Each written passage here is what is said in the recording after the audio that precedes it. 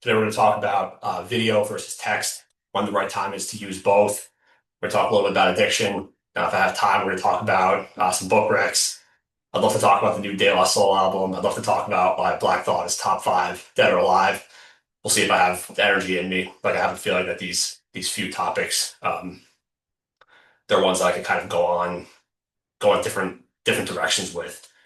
Um, Kind of like questions with no answers in a sense. And I think that's why these are rewarding areas to delve into. So we'll get right into it. We'll start with sort of video versus text, and we'll start with this chart right here, which I can't remember when I first saw this, but I would say that definitely one-shotted me. And I hate that term. It doesn't really sound right, but it's true. Sometimes you see something and you recognize like, all right, the world is changing. And so I can either get right or I can get left. Um, And so a little background on that I think will kind of help you think about yourself is I think as a personality type, I'm a reader and a writer. And I've learned this over and over and over again. I think the opposite type is like listener speaker. Um, like when possible, I always prefer to write. When possible, I always prefer to read. And I kind of like this was brought to my attention in a sense, like over the years, I think back to like bosses or PMs that I worked for and it varied. Like I don't know which the dominant sort of archetype is, like whether it's writer, reader, or listener, speaker. I kind of feel like writer, reader is in the minority these days. Like kind of you look at that chart, you look at where the world's going, and like everything's video, everything's short form video. And so I think like it's very tempting to like write this off as like, oh, it's the younger generation. I'm not really sure that's the case. I think it's kind of just like a preference thing. But anyway, so I think back to bosses I've had where we would talk. Let's say we're talking about a stock, and we would talk for a little bit, and then my go-to was always like, look, give me like an hour or two. Let me sit down, get my thoughts together. I'll write up an email. Like I'll put together like a memo on this, and then that'll be kind of like a starting point for us to have like a real discussion about this. And probably half the PMs I worked for, like they work the exact same way. Like they're very sort of cerebral. Um, Yeah, I don't even know if like introvert is the word for it. Like I feel like I'm not really. I enjoy my alone time. I enjoy reading, but like you can kind of tell from my nature, like I'm kind of like I enjoy people's company. I mean, one of the great mysteries of life is whether you're an introvert or an extrovert. And sometimes you can't. It becomes mixed because sometimes the most introverted people are the ones who act most extroverted. Whereas sometimes you see someone who appears to be an extrovert, whereas they get their energy from being alone and they want to just read books and write. And so I think like that's I can come off as an extrovert, but I know that I get my recharging, my energy. Like I love just like solitude and silence and being alone and reading and writing. But anyway, so those PMs, those bosses I got along with. But there were other ones I worked for, and I don't think one was better than the other from like a talent perspective. I think there's in markets, there's like a million different ways you can make money. But he would say, like, hey, Greg, what do you think of X, Y, Z? And I'd say, well, I can give you like a good, like let me give me some time to like sit down and get my thoughts together. He's like, no, like tell me now, I need to know now. And it wasn't like, look, I understand some shit is time sensitive. Sometimes you do need to know right then. Like, a headline comes out, it's down 20%. You have to act in the moment. So like, that's not really what I'm talking about. I'm talking about where there's no rush. They want you to take a look at some stock, get your thoughts together. And I'd be like, look, I can give you a good answer now, or I can give you a great answer if you just give me a little time to sort of like sit down and think about it. And those types, like almost from the jump, you could just tell it wasn't going to be a good fit. And I would know within like 6 to 12 months, like, I don't know who's right. I mean, technically, he's the boss, so he's right. I'm supposed to play his game. He's not going to play my game, right? He hired me. And so, but I could almost tell as I got older, especially, I could tell that the writing was kind of on the wall in a sense where our communicate not nothing to do with really fundamental analysis or markets, just like our communication styles were polar opposites to the sense where like we couldn't really it wasn't going to be a good fit. The team wasn't communicating effectively. I kind of even thinking back more broadly, if I think back to like other guys on the team, I think you kind of had this dynamic of there's like talkers and there's writers. And if you're working for like a talker and you're a writer, you know as well as I do that like you could sit down and write like an amazing email, an amazing memo, and you do it the right way where like you're not just rambling on, like front and center. As soon as I open the email, like bang, bang, bang, bang, 3 to 4 bullet points. this is what this fucking email is about. This is the pitch. Like, this is what I think this is worth. Here's the numbers, blah, blah, blah. So not even like you're past the point of, oh, you're just not a good enough writer. It's a communication thing. You see, at least I've seen over the years, like you write these emails and they don't get read. And it's not a right or wrong thing. Like some guys just don't operate on that level. Like they want you, I guess, to do that shit on your own time. But then by the time you get face to face with them, it should just be like you got that down pat. It should take 20, 30 seconds. And so I think like I kind of eventually I got to the point where like I could do both. But just personally, like my own belief, like I think Bezos has a great method in how he chose to run meetings at Amazon where he said everything should be a two-page memo. I think that's the perfect. I agree 100% just from my own experience of like rights and wrongs. That's the perfect. When you show up to a meeting and you have a two-page memo, I think that's the perfect amount of compression. You can have a 20-page, 50-page deck behind it, but 2 pages, that should be enough. That's the perfect length, perfect like shortness of length, etc. And so that stuck with me, and that's kind of how I always went through the business world. But like look, some people don't operate that way. And I don't know if they're right or wrong. It's not anyone's place to say who's right or wrong, which is kind of why this topic is one that interests me and where I'm kind of, I don't know if I have answers for you so much as like these days I find myself saying a lot that greatest gift you can give another man is to help him think differently. So I'm kind of just like planting seeds in a way that might help you think about yourself, think about communication with others, think about the way you want to run a business, who you hire, like things like that.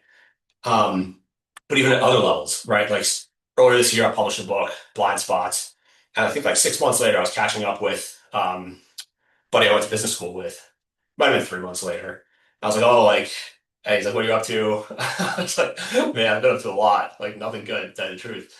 But here's like I wrote this book. I think you'll enjoy it. Like you're kind of there's a guy that like thinks very into like knowledge of self, very very much trying to better himself. One of these like relentless striver motherfuckers who like if you're built like that, you're built like that. And if you're not built like that, you think these people are fucking cocksuckers and you hate being around them.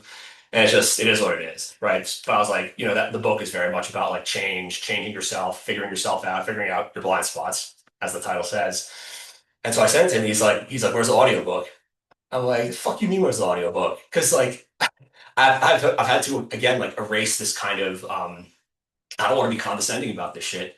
If the world is changing, if we're in a world where people prefer video to text and people prefer listening to their fucking books instead of reading them, right? Like deep down, I have this deeply held prior notion that when a writer writes something, there's a lot of intricacy to the art, to like the words they choose, to even the rhythm of the sentence. And it becomes completely different when you have someone reading it. And I think like again, it sounds condescending, but there's like a tweet I saw a long time ago where it's like people who drink their people who only have their vegetables when they're like in a blender or a smoothie or some shit. They never eat their vegetables. They gotta have them. And I think that stuck with me as like the best analogy for an audiobook. But like in all things, like I'm at the point now, I don't watch TV. I don't watch movies. I don't watch Netflix. If you send me a podcast, like I'm not gonna listen to it. I'm gonna go looking for the transcript immediately. And I let people know this. I'm like, bro, like this is I don't know if it might be a shortcoming of mine, but like if I'm listening to an hour long podcast, like my attention wanders. I'm not gonna catch all of it. Nor in general do I think that in any podcast or any hour long video even, not all that shit's going to be interesting to me. Whereas with like a transcript, I guess I've kind of just over the years from having developed like I think in equity research, especially, like you have to develop an ability to intake massive amounts of information being thrown at you every day and quickly discern what matters. Because like 99% of that shit you can pay no attention to, but the art is in figuring out like, okay, like here's the 1%, and I need to read this shit 10 times. Versus like you have 300 emails in your inbox each morning and try to figure out like, what do I actually got to read? And so I think you kind of develop, I think it was kind of a good skill set for my personality. Like I've always been kind of a quick reader and able to pull out what matters very quickly. And so the career kind of like worked for um, who I am.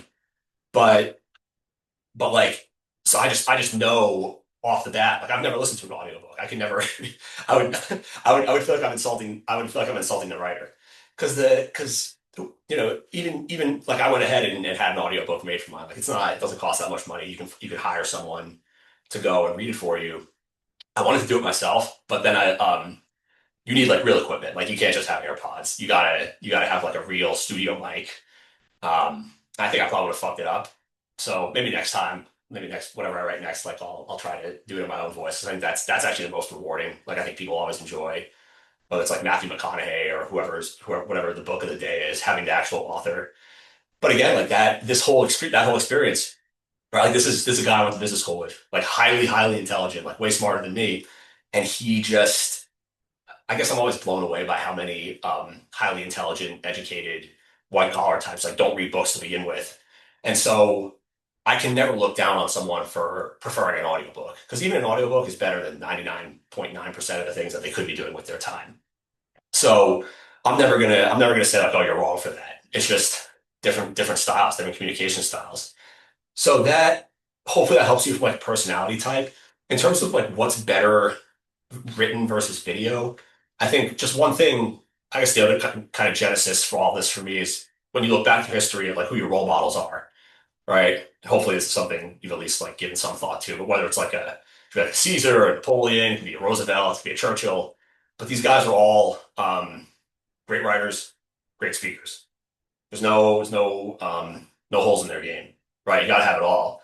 And so I think like to go through your life being like, oh, I'm just gonna, I guess you could say, like, oh, I'm gonna play to my strengths and just be a good writer. But I think like I would much rather just put in the time to become well-rounded, like able to do anything. I think especially for me, like a lot of it is I foresee circumstances where like maybe I'm going back and forth with someone and a light bulb goes off in my head that's like, yo, this would be much easier addressed through a video. Like let me just hop online and speak for 5 minutes. That'll be much quicker than us going back and forth. And so there are certain topics that I think are more amenable to speaking versus writing. What those topics are is kind of like an ongoing something I think about, which I guess is kind of why I'm doing this video in the first place. Like I've sat down and tried to write about this, but I find myself going in circles and there's no real, I don't have the answer yet. And I don't think there is an answer. I think all the questions worth asking don't have answers. That's one thing I've kind of learned about life. Um, but the first video I did was actually about books, right? 10 books that changed my worldview. Because I sat down, I started writing it, and it didn't sound right. First off, it was gonna end up way too fucking long. I was gonna end up writing a book about 10 books that changed my worldview. But I think especially with books, like there's certain the online communication world has changed, and not just with AI, which like I want to go into next, which I think is super important. But the way people talk about books online most of the time is done in a way to make them seem smart or to sound make them be perceived as smart. Especially once you start getting into like deeper like philosophical shit or like books that are whether it's like War and Peace, like a book that's like really long, you quickly lose sight of whether the guy actually knows what he's talking about or like how genuine he is with the recommendation versus like, oh, I just want to sound like I read Tolstoy. At a certain point, like hopefully, whoever you are, like you're past the point of trying to read books to impress people. Like it's read books to read books. I think one of my best friends, um, we don't even really ask like, what are you reading anymore? Like I recommended him the Seneca book, which is not that long. He's been reading it for 3 months. Right. Like he's like, dude, I'm reading it again. Like, and he's like, I'm reading. And I found myself doing that over and over too. Like if someone were to ask me what I'm reading right now, there's a very good chance it's a book that I read 6 months ago and that I thought about like this isn't one of the ones that I want to talk about today, but Erasmus in Praise of Folly. I finished that about 3 weeks ago. Halfway through, I was like, I'm gonna have to reread this. Like this is incredible. This is an amazing book. Um it delivers. But I knew I was like, all right, I'm gonna have to get to the end of this and like see what it's all about, big picture, and then go back and read it. The first time through, you really don't. I'm not even sure you really like retain most of the book, right? But anyway, so books were something that I thought were very amenable to video versus text. And I think the AI angle of this, which I think is very, very important too, and kind of again amenable to video, whether you feel like doing the shit or not, whether you feel like standing up in front of the camera and talking. Um, Online discourse has become commoditized in a lot of ways. I was just saying to a buddy yesterday, business writing no longer exists. It's dead. Like every book that was written on business writing, you can throw in the trash because AI and LLMs, I guess like neutered it or like destroyed it. But it's at the point now where like some guy, it could be like a kid in a hut in the middle of nowhere in Nepal, And because of ChatGPT, he can write a better English business email just like that than you can. And so when you go online, when you go on Twitter or LinkedIn or whatever, whichever site you frequent, I'm at this point, I'm only Twitter. Like I don't have it in me to be on multiple social media platforms, and it makes it like I'm on them, but I'm not really there. Like whenever someone reaches out to me, I'm just like, just email me or DM me on Twitter. So otherwise, I'm not really checking all these things. I just don't. I've gotten such low return on my time for these things that I only have room for one, and even then, it makes it easier to like turn it on and off. Um, so, but with what's happened with the commoditization of everything, I think whether you whether you want to believe it's a necessity or not, the value of authenticity and of having a real human, like a face behind the name, right? Like I would say on one hand, you could say it's a bonus, but if you wanted to argue with me and say like, look, it's become a necessity, like, bro, I'm not going to push back on that. I think whoever, if you wanted to make that argument and say you are going to get lost in the crowd unless you are able to put a face to the name and speak in your own voice.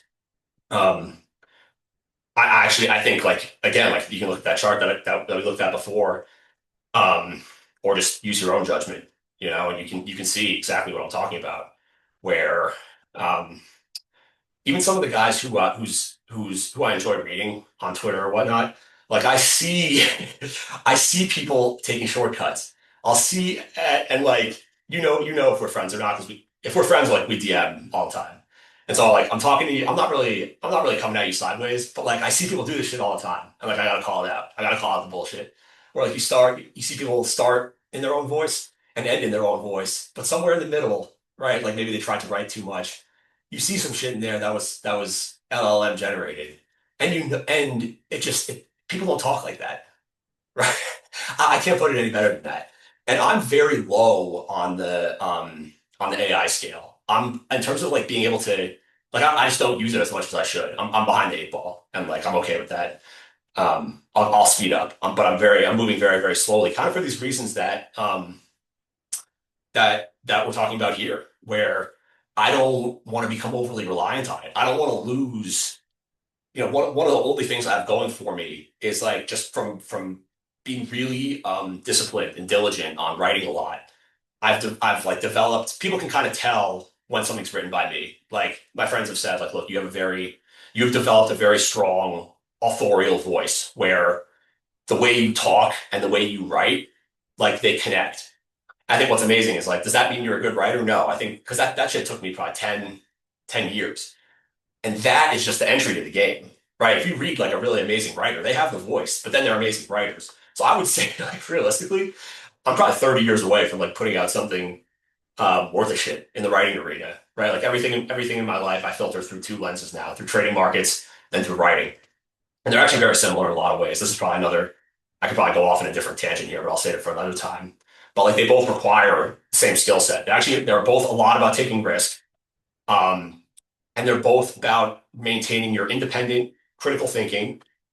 And I think what really makes them what really separates the great from the good in them is kind of like a deep knowledge of human nature, of knowledge of self, and a very finely honed, I guess I would say like bullshit detector. But when you read like really great writers, like they pick up on these little nuances of human interaction that you just don't see anywhere else. Where you stop and you pause and you're like, oh my God, like that is expressed so perfectly. Like you put words to something, you found words for something that no one has found words for before. And that's what makes you an amazing writer.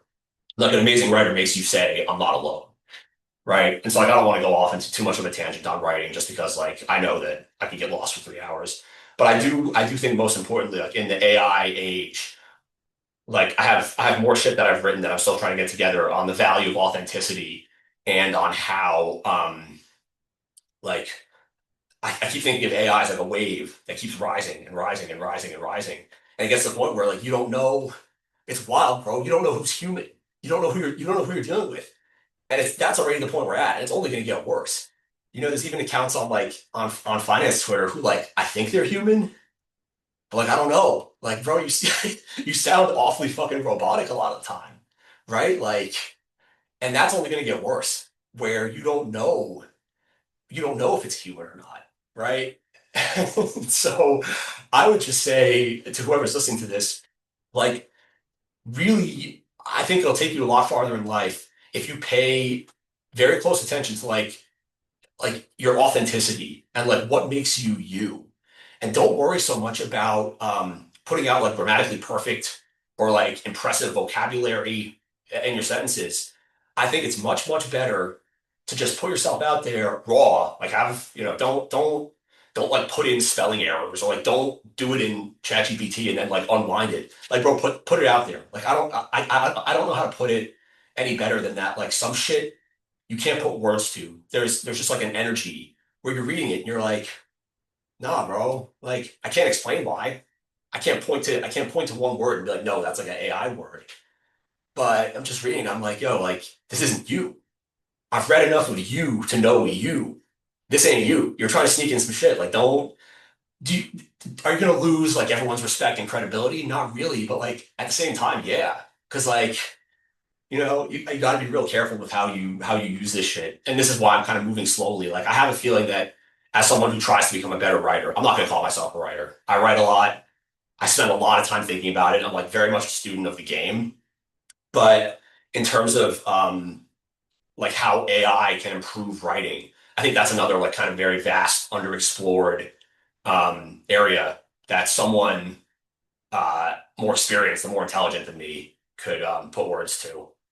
So hopefully that helps you think at least a little bit about these two arenas, like speaking versus writing, listening, reading, and like what arena might be better for both. And then kind of also like how you want to go about it, right? So it's funny. One of my buddies was making fun of me that for the videos I put up before. He's like, "Bro, why are you standing up? Why are you against the wall?" And I'm like, "Look, man, I didn't even think about it. I guess I still have blind spots because the way that I first started speaking, I guess, is in 2021, 2022. I was doing a lot of volunteer work. I was teaching English as a second language. I did that shit for a year, and like first off, it was amazing. I no longer have any fear of public speaking, but like you're standing up in front of a room of people, and you got to come in there prepared. The class might be like an hour, hour and a half, 2 hours, and like if they're good students, they're going to raise their hand. But sometimes people just don't. They're not going to raise their hand, and so you have to be prepared to go in there and just speak. and like not even really bullshit. If you bullshit, you're going to lose them, right? And then you're a bad teacher. But you got to be ready um, to just like catch yourself in the moment. And so I look at a lot of what video content is now, where you have this sort of short form TikTok content where you have all these different cuts, right? Like you see the way you see, I'm not even familiar enough with the terminology, but you can tell the way that people film shit is it'll be like a 5 second clip, 5 second clip, 5 second clip, 5 second clip. And they do like 200 of those and stitch them all together. And to like, that's good for what it is. But is that applicable in the real world? Not at all, bro. Like, no matter what it is that you're doing in the real world, whether it's like, there's different types of public speaking. And again, I'm not a rehearsed enough speaker to be able to like break that all down. But there's teaching, which I know a little bit about. Then there's like you get in front of an auditorium of people and you have like a rehearsed speech, it's like a 10-minute speech. You might have a note card with some bullet points, you might have a teleprompter. There's that. And then there's like strictly like internet, the shit that people are doing with like all the cuts and all of that. But like, is that applicable to the real world? Is that going to help you in the real world? Is that going to help you in a business setting? Is that going to help you in a teacher setting? I don't think it is. And so the thing you learn once you start, like I remember when I first started trying to write my first book, I was really confused on like, am I doing this right? Like, is this how a book is supposed to go? And I got in touch with an editor through a friend, and I was like, hey, like, am I doing this right? He's like, bro, like there is no right. There's no right way to do a lot of shit once you get in there. Like once when it comes to either recording a video, writing a book, there is no right way. If you think about all the books you've ever read, like they have chapters for the most part. Some of them don't, and that's it. That's the only common thread. There's no, you can really go whichever direction you want with it. And I think really like what makes the greatest books of all time great is the author just walked his own path. Like Shakespeare wasn't trying to be like someone else. And whoever was trying to be like Shakespeare, we don't know who they are. All we know is the guys and girls who went off in their own path and kind of defined their own niche. I think that applies for video too, where even here, like I'm sitting here, there's a bunch of things I want to talk about, none of which have anything to do with with one another. And so I'm sitting there, I'm like, fuck, like how do I square this circle? Well, I think in at least with video, what you can do is there's a timestamps, right? And so you can see here's kind of different chapters of what this dude is going to talk about. And even though I don't really watch, like if I see that on the feed, even though I'm not big on video, if I see one thing jump out at me, I'll be like, and he says like, oh yeah, go to minute 14, minute 14, 30 seconds in, and it's kind of marked off as being 2 minutes long. Like I'm gonna tune in, I'm gonna go watch that. And then if I really like the way that the person presents themselves, like maybe I'll listen to the other shit, right? So to me, just this is just me speaking like intuitively from like what I would want, which in general tends to be a pretty good sense for you're never going to get what everyone else wants, but no matter who you are and what you're into, you're not alone. There's a whole bunch of people out there who are interested in the same things you are. And so I always think that when it comes to reading or writing or putting out anything really, like any even a tweet, you got to think like, what would I want? And you can start from that, and I think you'll always find that you find an audience as long as you deliver it correctly. So those are the main points I wanted to make on writing and reading. And so true to form, we're gonna switch gears completely. I want to talk real quick about addiction, kind of all kinds, but the one that I really feel there's a need for a voice in the room is on Adderall addiction. And I would say that I'm not sure that it's one that I have any more or less experience with than um, any other drug. Like I really like to drink. I really liked smoking weed. I love smoking cigs. I love doing blow. I love doing ecstasy. Um, and I took a lot of Adderall, and I kind of quit like all these things simultaneously. So it's not the only reason. Like I don't want to make it sound like I'm like an Adderall story any more than I was like anything else. Um, but I can just kind of tell. Like the reason why it stands out to me is like, can I really add a lot to the discourse when it comes to alcohol? No, I don't think so. I think people it's pretty fleshed out. And same for like cocaine, like what can I really add? Like ecstasy, what can I really add? I think these are pretty well covered. This is pretty well covered territory. But Adderall, I think, is something that is getting worse and worse, like kind of quietly. Um, I suspect that like a lot of people I know struggle with it and don't really talk about it. And they're kind of, it's one of those things. It's like, I don't know if it's like the elephant in the room, but my spidey senses are pretty good for shit like this, where like I look around a room and be like, what are people not talking about? Right. And it's like, I'm going right there. Like someone's got to do it.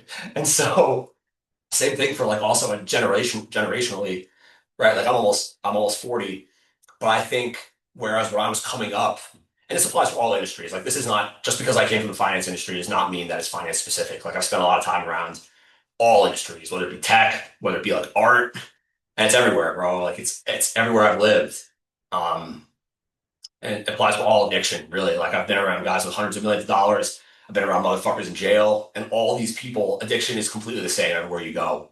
And that's why it's such like a fascinating topic to me, and one that's wide open, one that doesn't really have answers, but also one that I think is just you have to understand. First off, because it dovetails with habits, and habits really, again, like the older you get, like discipline and habits are life. It's the meaning of life. You are your habits. You will, like, if you show me what your habits are today, I will tell you who you're going to be in 6 months, in 12 months, right? You show me a 1 week schedule of your life laid out hour by hour and like the discipline with which you stick to these things. If there is any discipline at all, I'm going to tell you exactly where you're going, bro. And like, if you have because I've been on both sides of this, like in my life, I've like developed self-discipline. I've lost self-discipline. And like, a lot of the shit that I've written pretty much has to do with this topic, just because I think life comes back to this. But really, addiction and habits are kind of, you could say they're the same. And so the one thing I will say when it comes to addiction, especially talking about addiction, is that there's AA and there's NA, and they're the same, really. I think they're the same sort of textbooks.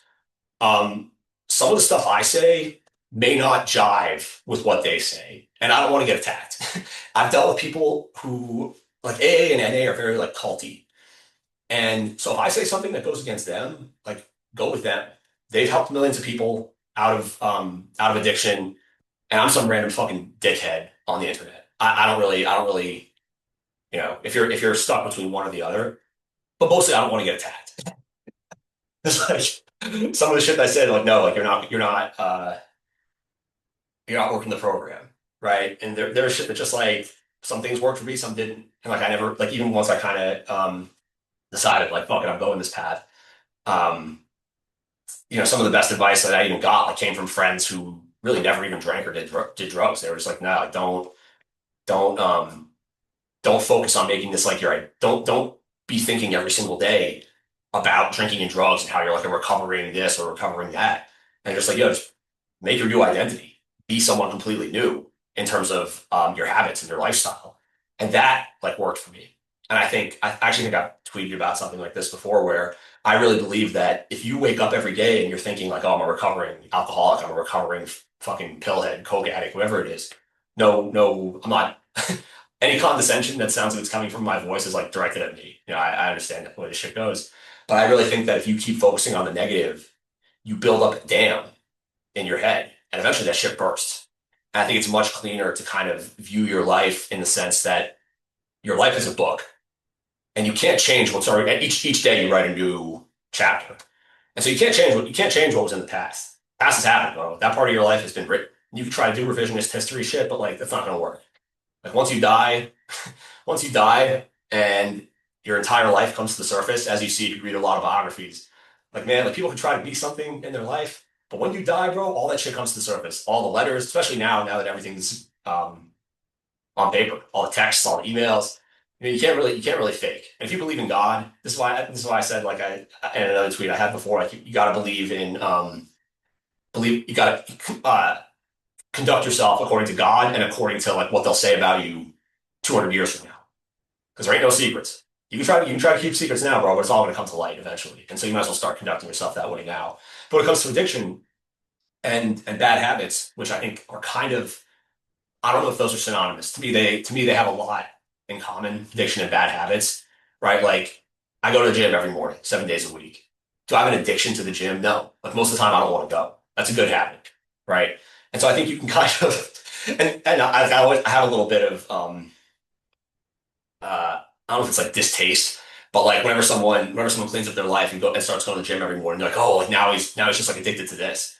It's like, no, it's not how it works. It's not how it works at all. You're trying to replace your bad habits with good ones. Like I'm not every single like I'm in the gym probably 4:30 almost every morning. I would say every morning. I've been real good for like months on end now. But I don't want to go. I'm not addicted to this shit. Like I wake up every morning and I want to go back to bed. If I wake up and it's 4:15 and I see my alarm's about to go off, I'm thinking like fuck. My mind is thinking of ways that I can like not go. And I've kind of eventually like your discipline just becomes stronger than your desire, I guess is the way to say it. Um, but in terms of your life being a book, right? So to keep focusing, you can't focus on what's been written. All you can do is really focus on what you write today and kind of what the rest of your life looks like. And at any point, you can decide that the way you're living your life, you can really wake up any single morning and whatever's been written in the past or however you lived your life before, you can throw all that shit out. Like you're not a passive observer to your life. I hate seeing people go about their life that way. Um, and so at least from the perspective of addiction, like you can wake up and say, okay, I'm gonna start writing new chapters. Like I don't like the way that I've been living my life. I'm not getting the results that I want. I'm not living the life that I want. I'm not the man that I want to be. Whatever I'm doing is not fucking working. And your mind will tell you that. That's really, I think, a lot of time what depression is. Depression is like your mind telling you, like, bro, like something ain't right. You're doing something wrong. And so as you go forward, living a new life, I think to keep going back to your past, be like, oh, like I'm recovering this, I'm recovering that. Like I was an alcoholic, I was a fucking drug addict, a convicted felon, fucking cokehead, blah, blah, blah. I don't think you're doing yourself any favors. I think you're leaving yourself stuck in the past. And I think that shit prevents you from moving forward. And everything I just said runs directly counter to I think how like AA and NA operate. So like if the two, if when in doubt, listen to them. Like they have like sponsors, you go to meetings and like everything's about your identity is really that you're a recovering alcoholic. And like I have very good friends who live, they work the program. And so I'm not gonna say that I'm right and they're wrong. Probably they're right and I'm wrong. I think what they would say to me is like, oh, like you're probably gonna fucking relapse. You're probably gonna forget where you came from, and you're gonna go to a bar, and you're gonna think you got it made, and you're gonna start boozing. And like at this point, bro, it's been like 5 years, and so yeah, I think going on 5 years. And so like, but see, that's the point. Like I forgot. Like I don't even think about it. Like I look back at who I was, and that shit is just like dead and buried. Like I have a very strong distaste in my mouth for a lot of the things that I used to do and a lot of the ways I used to operate. And that in itself, I think that sickness, that level of like you feel it in your mouth, like how like self like a healthy self-loathing, healthy amount of self-disgust, I think is what not only like motivates change, but change has to happen like every day. You have to stay motivated every single day of your entire life with no external stimulus, right? Um, and so that is what I think is the only way that people really change and like stay changed. Um, so before I go too far from Adderall, here's what I'll say. For me personally, like I got diagnosed. I think I'm ADHD. I guess you can probably tell if ADHD is a thing. Again, like I find myself here, I'm probably going against medical, academia, whatever it is. There's a lot of shit that I'm just not sure on. I think at a certain point you stop caring about like labels and like diagnoses, and you're just like, look, I am who I am, and I gotta fucking deal with this shit. And I don't want to be on drugs. I've found personally, like having been sober for years on end, you attain like a clarity of mind that you never really want to give up. And like it only becomes apparent how fucked up you are once you've been sober for it takes a long time. Like I really hate to be the bearer of bad news, but a lot of people think like, oh, I'm not gonna drink this weekend, so I'll be cool on Monday. Bro, like, if you've been drinking and doing drugs for years, it takes probably 3 to 6 months for you to get your head right. And to get your emotions right, to get your sleep right, to get your body changes. And only then, once you've made it there, you're like, damn, bro, like I can never go back. I can't. Like you really feel like in a lot of ways that you just started living your life for the first time. And I gotta share something that many, many years ago a therapist told me, probably back when she was telling me that I had a drug problem. Um, but she said that when you stop drinking, when you stop using, when you stop drinking and doing drugs, you revert mentally to the age that you were when you first started using. And bro, that is such a cold fucking dagger. And it's true. Like I hate, I'm sorry to like white pill you or black pill you or whatever, sobriety pill, whatever the fuck I just hit you with. But that shit is true, bro. Because and for me, like I was 14 maybe. I really started getting fucked up all the time. Like my dad was sick. Like I knew he was gonna die, and I was coping with it just by getting fucked up all the time. And that continued for a very long time, until the shit hit the fan. Like someone who drinks and does drugs never really quits on their own. Like they gotta hit rock bottom. Um, but that really is how it feels. Like I think if you ask anyone who's been sober for a while, they'll be like, yeah, like I'm in many ways, like I really feel like this is the first time I've really known myself. Because it's very easy to go through life, especially if you're in a big city, kind of just like doing what everyone else is doing. And like you can go through decades of your life never being sober once, meaning you wake up, you take Adderall, you go to work, you get home, you gotta take the edge off, you have a drink, smoke some weed, you go to bed, you do that again. All of a sudden it's Friday night, you gotta go out with the boys, and like from Friday to Sunday, like it's on. That's how it is in Manhattan, at least. I think probably like in Chicago, a lot of cities it's like that. Out in California, they're a little bit healthier, but I don't know. Like, again, like I lived in California for a bit. Like they're just doing different drugs. They're not drinking as much. But you go out, and, like people are doing. It's not even designer drugs. I'm just like, bro, like, what? The fuck are you doing? Instead of doing like key bumps out the bag, I got out there and they had this buddy who had like a saline nasal spray, and the thing was filled with coke. And he's like, oh yeah, we do it this way because it still gets you high, but it doesn't fuck up your nose. I was like, this is the most California shit I've ever heard, bro. Like, this is what you guys consider healthy. That's how I talk about like guys in California sober, where it's like, oh yeah, like I don't drink. Well, it's like I've just been doing shrooms every weekend instead. I'm like, bro, you're not. You're not. It's the dumbest fucking thing I've ever heard in my life. But it's not my place to talk. And I think with sobriety and addiction in general, you really got to you keep your mouth shut because sobriety superiority is a real thing. Whether you believe that or not, you are always going to be perceived as thinking you're better than the other guy. So I really don't talk about this shit ever. This is probably like one of the few times I'll talk about it on the phone to a buddy or face to face, and I'll write about it. But I almost never address people in conversation. And if they're talking about if this comes up, I just sit there quietly because no one wants to feel like they're making no one wants to feel like they're wrong for what they're doing, for drinking, for doing drugs, whatever it is. And so I guess the way I'll wrap this up, especially the Adderall part, which I keep somehow not addressing, is I was 21. Started out with 20 milligrams a day, 40 milligrams a day. Time goes on, like you eventually get up to the max, which I think was 50 at the time. I think it's 60 now. I think they bumped it up. And for 12 years, I was like fine, never abused it. Like I guess like on the weekends, you go out, people are staying out late partying, and there's definitely Adderall getting passed around. But in terms of like having it fuck up your life, I only like a drug addict will understand like the way that I just said it, where it's like, yeah, you're abusing drugs, but like you're not really like you're recreationally abusing them on the weekends, but like you're not an addict, but you kind of understand like what I'm getting at. And for me, it was really once I left and went to start my own business, that was when if you don't have the self-discipline required to like set your own schedule and set your own structure, that's when you're going to run into trouble, right? And I found very quickly it was fine at first, but it was only like once things started going wrong, and I was like, fuck, I got to work more to work my way out of this, which is just like that in itself is a sign that should be like a red flag that you're kind of, your habits are fucked up. But all of a sudden, like you're staying up late, all of a sudden it's 2 a.m., you're like, fuck, like, I'm not going to bed. I'm wired. I'm on a shitload of stimulants. So you take another, and all of a sudden you've been up for days on end.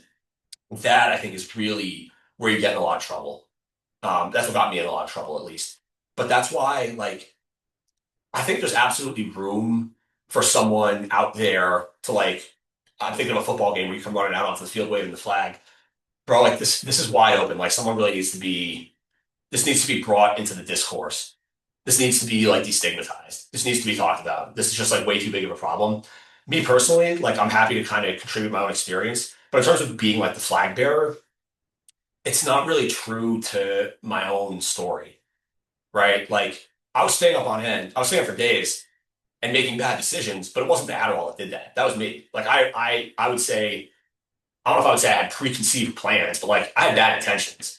And the Adderall simply like gave me the fuel to stay up and fulfill those bad intentions.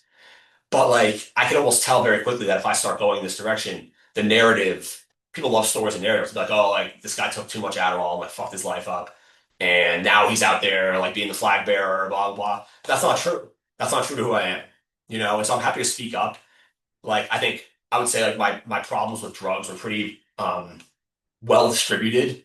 I was very diversified, I guess you could say. And so I don't think and I guess in one sense I was kind of lucky that that made it easier to kind of put everything down at the same time, which is actually how it played out. Like you're either doing everything and I say, fuck, I'm not doing anything anymore. Like I held on to cigarettes and had me on like prescription drugs for a little bit, but mostly um like everything kind of got cured at the same time. Like this the urge for self-destruction. And so finally, like after I got rid of all the illegal shit, then like slowly worked my way off the drugs and the cigarettes. And now I'm at the point where it's just caffeine. And I think a lot about whether I should get rid of that or not, just so I can be completely raw dog. But with Adderall, the thing, this is the scenario that I see in my head a lot, where I have a lot of sympathy and empathy for the typical office job worker, where I can speak most specifically to finance. I know for a fact, like the reason why I got the script in the first place, because I know that like I could tell as soon as I started working in the industry that the level of detail and precision required, I didn't have it. I can't build perfect models for 12 hours on end. And I think this applies for banking, probably applies for all like sales and trading, definitely applies for investment management. But I just knew, bro, like I can't, I'm gonna fuck this shit up. I need to be on point.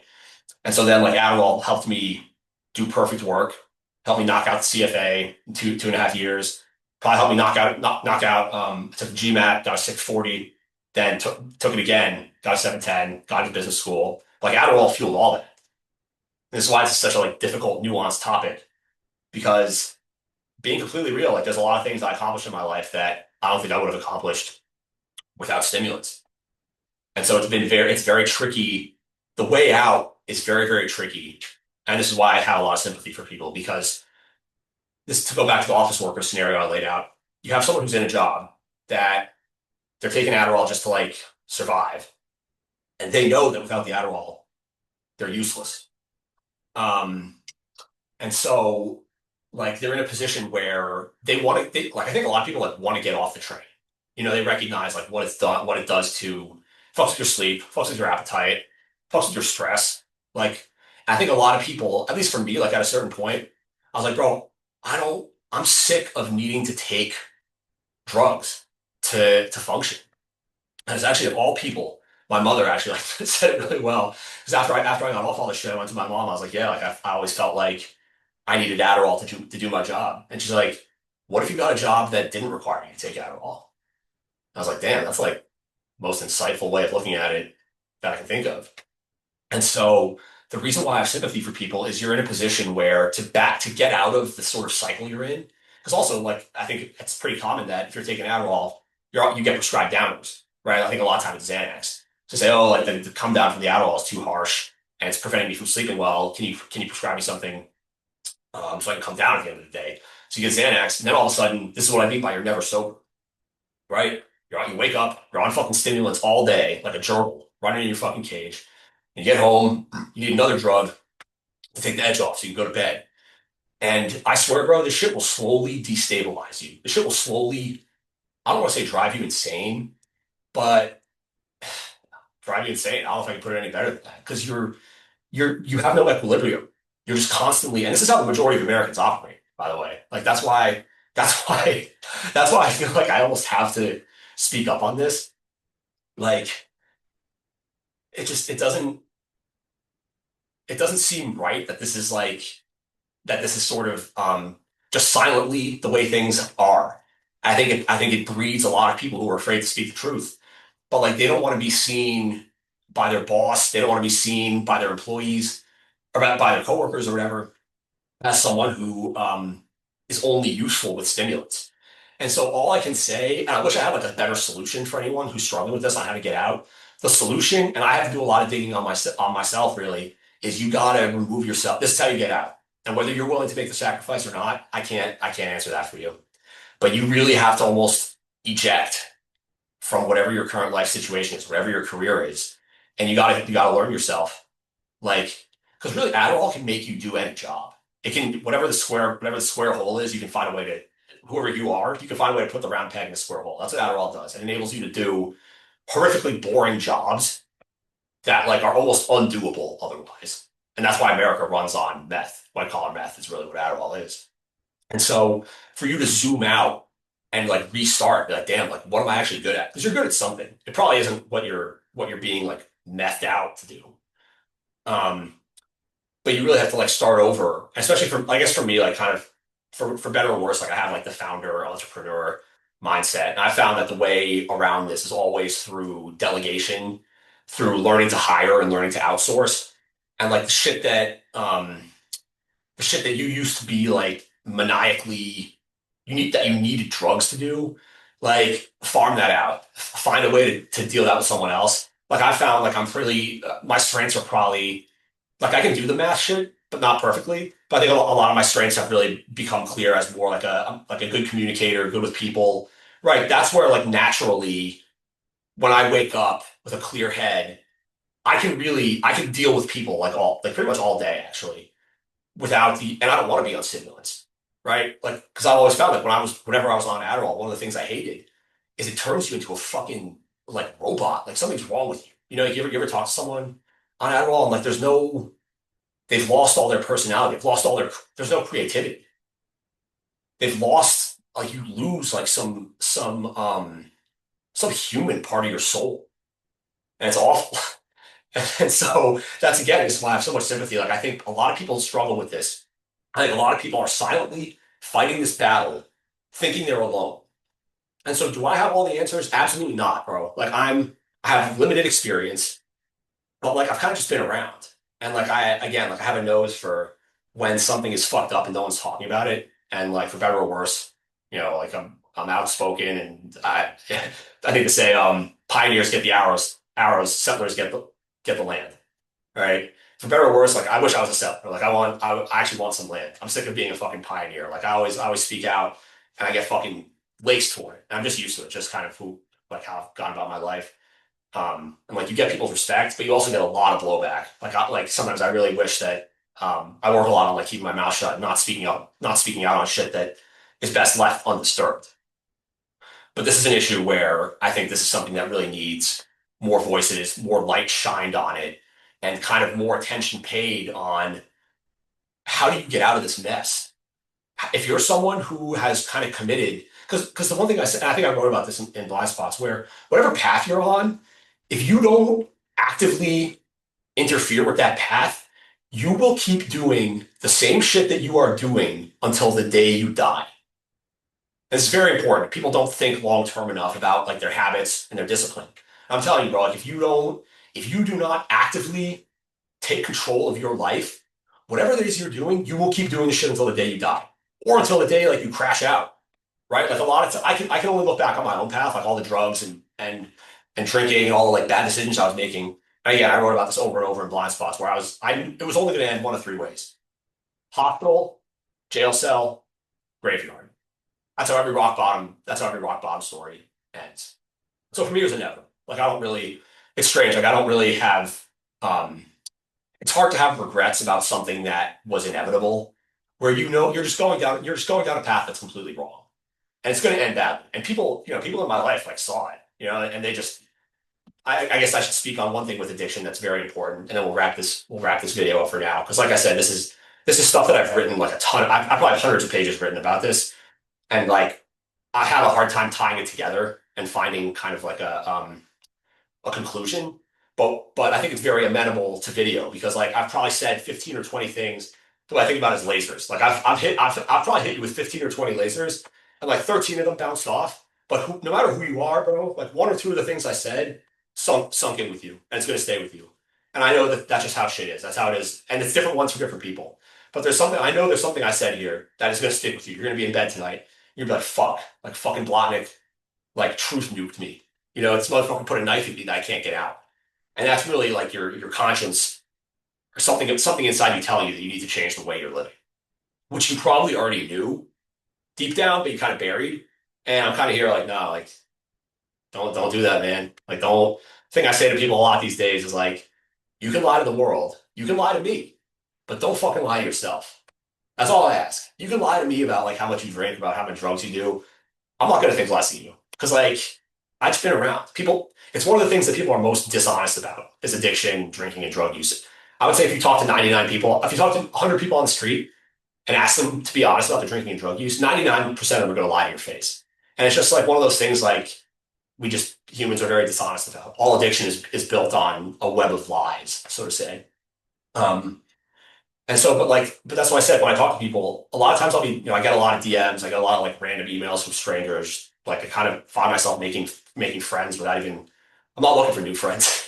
I have really good friends. I don't want more. I've learned to like keep my circle tight. I know who I can count on, but I kind of find myself making friends, accidentally, just like kind of like putting myself out there, and like relationships come in on the exact wavelength that I'm putting out, which actually has turned out to be really rewarding. I think it's actually like the most healthy foundation for a relationship is kind of not really rock bottom, but just like pain and struggle and shit you're going through. That's what real, to me, relationships are built on. Real, durable, enduring friendships are built and founded on these layers of struggle and these waves and these tsunamis that we go through in life, and like these waves that you surf. And great friendships find a way to become stronger in the face of struggle. They don't break. They become stronger. It's the one thing I've learned. Um, with addiction, I'll wrap this up on this point. If you know someone who's really struggling and you see them going down the wrong path, there's nothing you can do. And this is like, I wish this wasn't the case. I deal extensively with this shit. Like I've dealt with it myself. Like I said, like I've seen it at all levels. And a lot of times now, like I get the phone call from people like, yo, like, a little bit about this shit. Like I have, a friend, a brother, a family member. The fuck do I do? And the thing I've learned is like a lot of the shit, like the interventions, like that shit doesn't work. Because it goes back to what I said before, and I'll put it a different way, which is that all change comes from within. all change has to come from within. All sustainable change has to come from within. You can't you can't have a friend or a family member and be like change. Like I'm gonna make sure that you change. Not only does that not work, I actually think it pushes on the opposite direction. I think you can I don't know if the relationship can get like damaged, but they're gonna just pull back from you. No one wants to be lectured. No one wants to be told, hey, do this, do that, do this, that, and the third. Um, and so really, I think I wrote this in blind spots, but it's really like the only way that someone gets out of these self-destructive feedback loops is they gotta crash out. They gotta crash out. And what you can hope for as someone who loves them is that they do it in a way that has no long-term consequences or minimal long-term consequences, meaning like they don't end up in the fucking hospital, they don't end up in jail, like they don't die. But I'm just this shit is not age specific, man. Like, you could have a 55, 60-year-old guy who all of a sudden just goes off the fucking rails. Grown ass woman. Like this shit happens all the time. And there's a lot of times where like all you can do is pray to God. It's so fucked up. Like I'm not gonna speak on specific situations just because like people put their trust in me and I keep shit confidential. And so like in the event that whoever's if you need someone to bounce shit off, like as you can tell, like I don't really have the answers. But I think for a lot of people, I've found that just them being able to like unleash this wave of like repressed emotion, you can like see the weight come off their shoulders. And so like I'm always happy to help however I can, even if it's just like as a sounding board. But I've seen enough situations now with drugs and addiction where it's so fucking hard. I'm talking to like a really good friend. I'm like, bro, we have no, all we can do is pray and hope that there's not a body. Like, hope that he doesn't kill himself. Hope he doesn't kill someone else. Hope he doesn't hurt someone else. Hope he doesn't go to fucking prison. Hope he doesn't like seriously injure himself. Hope he doesn't like, and it's hard. It's really, really hard. This is another one of these things where I can sit here and write all day, but a lot of times with writing, you want like a nice, neat conclusion. And with shit like this, bro, there really is no conclusion. This is one of the like deep mysteries of human nature. I say a lot like we're going to explore the entire galaxy before we figure out how to solve addiction. We're gonna be landing rockets upside down on fucking Alpha Centauri before we figure out the inner workings of the soul, like why people do what they do. And that's I always find that so amusing. It's the one thing we've never figured out over thousands of years and never will, right? And so I wish I had cleaner answers for you on any of this shit. I've kind of same way I write about markets is I kind of like I don't have answers. I kind of just try to like throw a bunch of shit on the floor. Be like, here, bro, like I know there's some value in here, but I'm gonna respect your intelligence. I'm not gonna be the one to be like, do this, do this, do this, do this, because I don't really know. Like a lot of shit I'm trying to figure out on my own. But I'm gonna throw a bunch of shit on the floor. I'm gonna trust in your intelligence, and you can kind of go through the floor, pick out what applies to you. And really, I think with addiction, what's really tricky is that at some point in your life, first off, you got to come to grips with yourself. Like I said, don't lie to yourself ever. But also, like at some point in your life, man, you're gonna have a family member, you're gonna have a friend, could be your kid, it could be your kid's friend. But this shit is real, bro. Like addiction is real. Um, there's no way around it. And I think like when you're younger, you kind of turn it. You're kind of like, no, no, no. Like this is never gonna be a part of my life. There's a lot of uglier sides of life that when you're younger, you're like, no, like, I'm never gonna have to deal with that. Like, keep it away from me. And as you get older, man, like everything is all part of the total human experience. I wish I had a better acronym for it because I want to put this in writing somewhere. Like the THE, total human experience. I was reading that like the UHE, the universal human experience, where it's like, bro, if it has happened to anyone in history, it's can and probably will be a part of your life. People getting fucking killed, like everything. The ugly sides of life will manifest themselves at some point in your life. And really, like the message that most people aren't ready to hear is that all these things are inside you. All the shit that puts people in jail, all the shit that drug addicts have, it's in you somewhere. Most probably you just don't want to face it. But I can't. I'm not gonna. That's something you have to come to on your own. I'm not gonna be able to like pull that out of you. That's what I'll say on addiction for now. If there's like more demand for this shit, if people have really good questions, I'll speak more on it. For now, we'll do one book review and then we'll call it a day. La Rochefoucauld, the Maxims. So I did the 10 books that changed my worldview. Full disclosure, like this was supposed to be in there, and I looked around my bookshelf, it wasn't there. I think I mailed my copy to a buddy. was like, fuck. So I grabbed the history book instead. History book is still good. It's a Will Durant book. But full disclosure, like this should have been top 10. This is a much longer version of, usually the book is like this big. I think you could read it online. It's a bunch of short maxims, like pithy sayings. But in terms of as a guide to human nature, this was written, I think, probably 450 years ago. I find myself quoting it all the time because it's a mirror into the ugly sides of human nature. I think like the very first maxim is um, our virtues are nothing but vices disguised. And like the book is meant to like you read it. I can't tell you how many times I've read this damn book. Um, because you think about that. You think about it in yourself. You think about like that sort of principle in others, and you start thinking like, damn, like what are my virtues? What are my vices? And are they the same? And like, are things that I'm claiming as virtues actually just me putting a pretty face on what like an ugly side of my nature is? And like a lot of times this comes back to like young and like shadow work and figuring out like what darkness lurks within you. But I don't know if I want to spoil it too much. Like I would just say it's a must read. And you will find yourself reflecting on it over and over and over because he Rochefoucauld shines a light better than almost I think better than anyone I've ever read on sort of the nastier sides of ourselves that we don't want to face. And so I would say like I very rarely if you watch my last one about the ten books that changed our worldview, some of them I was like more hesitant than others on like go out and buy this. Like Seneca, I said like go out and buy it. Like Pascal, I don't know. I don't want to like these aren't stock pitches. Like I don't really have my reputation in writing on this shit. And I don't want to send you down a rabbit hole, buy a book, invest your time in it, and be like, oh, like fuck you, Blotnick, this book's no good. But this one, I would buy it and like don't just read it online. Don't just I'm sure the PDF is online somewhere, but like buy it, spend time reading it. I think it'll very much help you know yourself and help you know human nature. And from there, all good things flow. Um, that's all I got for today. Rock Bottom Productions. God bless you all and have a wonderful day.